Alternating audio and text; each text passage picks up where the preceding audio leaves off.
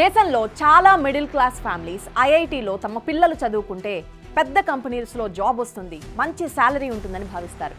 ఇదే గట్టిగా నమ్ముతాం.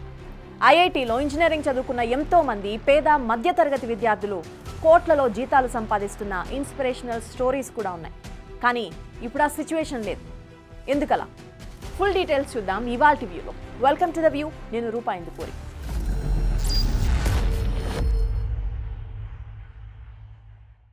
I'll start with some numbers.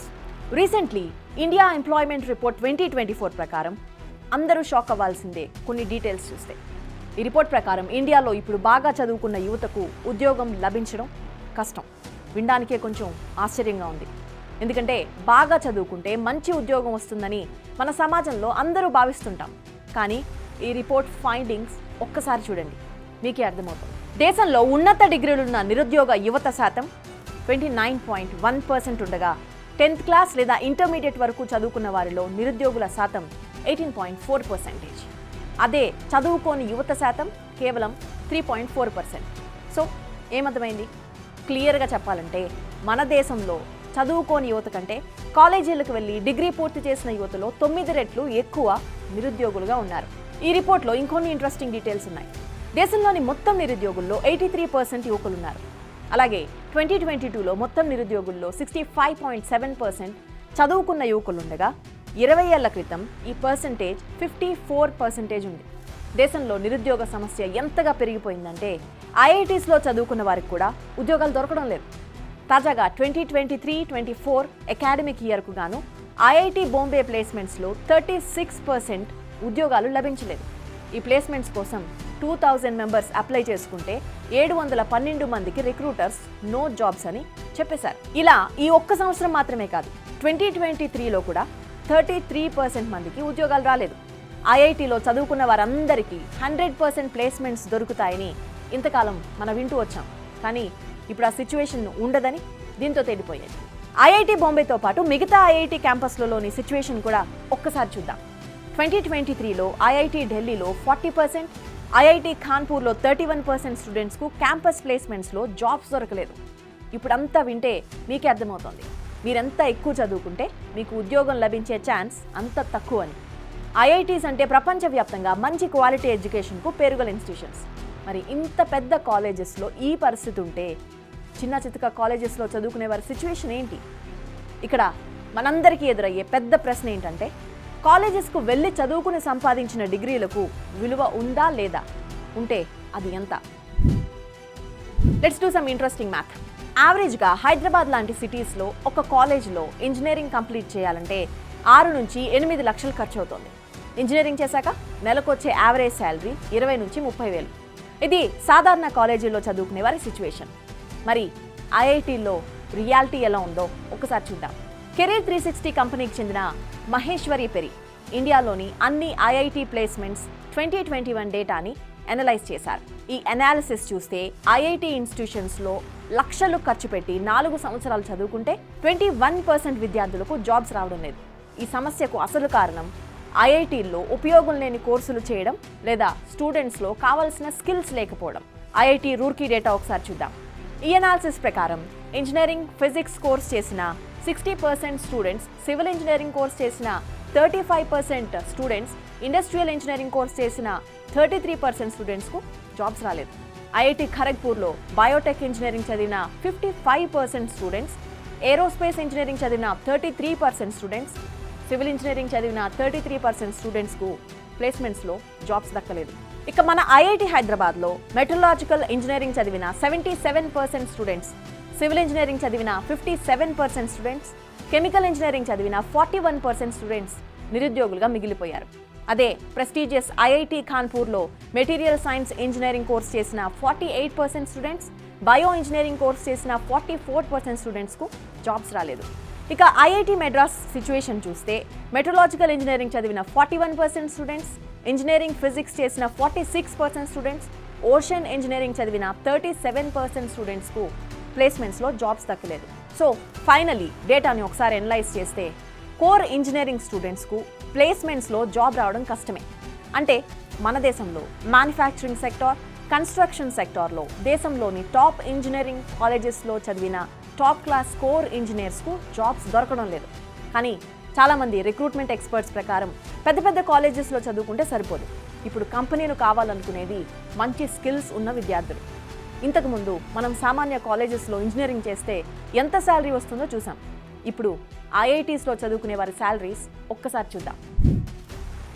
Economic times data ప్రకారం ఐఐటీలో చదివిన వారిలో కేవలం 4% స్టూడెంట్స్కి మాత్రమే ప్లేస్మెంట్స్లో 50 లక్షలు లేదా ₹1,00,00,000 జీతం వస్తుంది.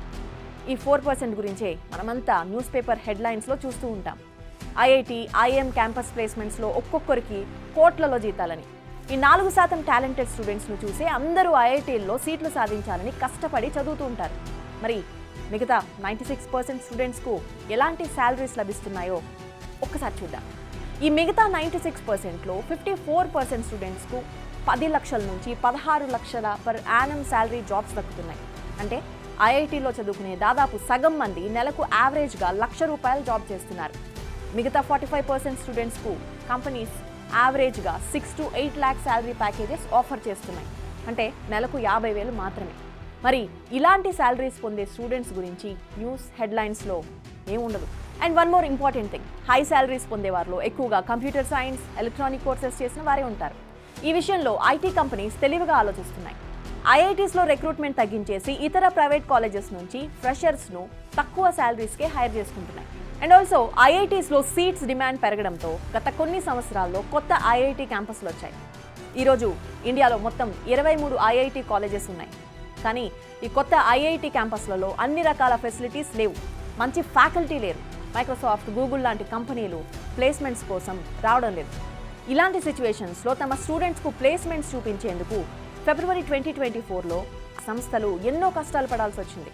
కంపెనీలు క్యాంపస్ ప్లేస్మెంట్స్ కోసం రాకపోయేసరికి పెద్ద పెద్ద కార్పొరేట్స్లలో స్థిరపడిన తమ పూర్వ విద్యార్థులను IIT, NIT, IIM Lucknow, bits Pilani management సహాయం కోరాయి. అంటే ఒక రకంగా జాబ్ రికమెండేషన్ అన్నమాట. అండ్ ఇంకోవైపు కొత్త వాళ్లకు ఉద్యోగాలు రావడం లేదంటే మరోవైపు ఐటీ దిగ్గజ కంపెనీలు ఉద్యోగులను తొలగించేస్తున్నాయి. గోల్డ్మాన్ సాక్స్, అమెజాన్, విప్రో, పేపాల్, నాస్డాక్ లాంటి కంపెనీలు వందల వేల సంఖ్యలో మాస్ లే ఆఫ్స్ అండ్ ఫైరింగ్స్ చేస్తున్నాయి. వీరిలో ఎక్కువగా ఐఐటి, ఎన్ఐటీల్లో చదువుకున్న వారే. దేశంలోని అన్ని ఐఐటీస్లో కలిపి దాదాపు 17,000 సీట్లున్నాయి. ఈ 17,000 సీట్లు సాధించడానికి దాదాపు 10 లక్షల మంది ఎంట్రన్స్ ఎగ్జామ్స్లో పోటీ పడతారు. ఇన్ఫ్యాక్ట్ 10th క్లాస్, ఇంటర్మీడియట్ నుంచే ఐఐటి కోచింగ్ మొదలు పెట్టేస్తారు. ఆ తర్వాత నారాయణ, చైతన్య కోచింగ్ సెంటర్లలో ఇంకా ట్రైనింగ్ తీసుకుని ఆ తర్వాత ఐఐటీలో సీటు సాధించి 4 ఏళ్ళు అక్కడ కష్టపడి చదువుతారు. యావరేజ్గా ఐఐటీస్లో చదివే ఒక్కో student IIT fees, living expenses, coaching అన్నీ కలుపుకుని 10 నుంచి 15 లక్షలు ఖర్చు పెట్టాలి. మరి ఇంత కష్టపడి చదివి అన్ని లక్షలు ఖర్చు పెట్టాక సరైన ఉద్యోగం లభించకపోతే దిస్ ఈజ్ అన్ఫేర్, అన్యాయం అనిపిస్తుంది కదా. అండ్ దేశంలో బ్రైటెస్ట్ స్టూడెంట్స్ చదువుకునే ఐఐటీస్లో ఇంత వర్స్ సిచ్యువేషన్ ఉంటే ఇండియాలో మిగతా 4,000+ ఇంజనీరింగ్ కాలేజెస్ ఉన్నాయి. మరి వీటి సంగతి ఏంటి? పాపులర్ ఎకానమిస్ట్, నీతి ఆయోగ్ మాజీ వైస్ చైర్మన్ రాజీవ్ కుమార్ ప్రకారం దేశంలోని దాదాపు 50% ఇంజనీర్స్ నిరుద్యోగులుగా ఉన్నారు. దీనికి ప్రధాన కారణం ఐఐఎం, ఐఐటీల్లో చాలా కోర్సులు అవుట్డేటెడ్గా ఉన్నాయి. వీటిని ఎప్పుడో 10 ఏళ్లకు ఒకసారి అప్డేట్ చేస్తున్నారు. కానీ బయట ప్రపంచం అలా లేదు. రోజు రోజుకి టెక్నాలజీ అడ్వాన్స్ అవుతూ ఉంది. అందుకే ఐఐటీస్లో కూడా ఎవ్రీ ఇయర్ వీలైతే ఎవ్రీ టర్మ్ రివైజ్ చేయాలి అంటున్నారు. పైగా artificial intelligence, machine learning, robotics, deep learning లాంటి జాబ్ ఓరియంటెడ్ కోర్సులు ప్రవేశపెట్టాలి. ఇండియాకు స్వాతంత్రం వచ్చినప్పటి నుంచి నిరుద్యోగ సమస్య ఉంది. జనాభా పెరుగుదలతో పాటు ఈ సమస్య కూడా పెరుగుతూనే వస్తోంది. దేశంలోని ఏ రాజకీయ పార్టీ ప్రభుత్వం వచ్చినా ఈ ఇష్యూని సీరియస్గా తీసుకోలేదు. ఎకానమీ ఎక్స్పర్ట్స్ ప్రకారం నిరుద్యోగ సమస్యకు ఒక్కటే శాశ్వత పరిష్కారం, అదే రీసెర్చ్ అండ్ డెవలప్మెంట్ ద్వారా ఇన్నోవేషన్స్ చేయడం, అమెరికా లాగా. కానీ మన దేశంలో రీసెర్చ్ అండ్ డెవలప్మెంట్ కోసం ప్రభుత్వాలు ఖర్చు పెట్టవు. R&D బడ్జెట్ కోసం జీడీపీలోని కేవలం 0.8% మాత్రమే మన ప్రభుత్వం ఖర్చు పెడుతోంది. వరల్డ్ వైడ్గా చూసుకుంటే మిగతా దేశాల కంటే ఇది చాలా లోయెస్ట్ అని చెప్పాలి. ఫర్ ఎగ్జాంపుల్ సౌత్ కొరియాను చూడండి. ఆ దేశ ప్రభుత్వం R&D కోసం 4.5% ఆఫ్ జీడీపీ ఖర్చు పెడుతోంది. అందుకే అంత చిన్న దేశం అద్భుతమైన టెక్నాలజీ, ఇన్నోవేషన్స్ చేసి టెక్నాలజీలో వరల్డ్ లీడర్గా ఎదిగింది.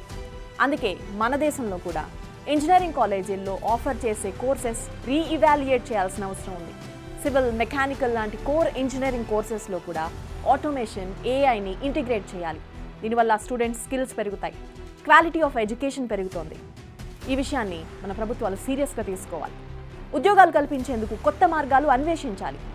యువత కూడా ఉపాధి విషయంలో ప్రభుత్వాన్ని ప్రశ్నించాలి.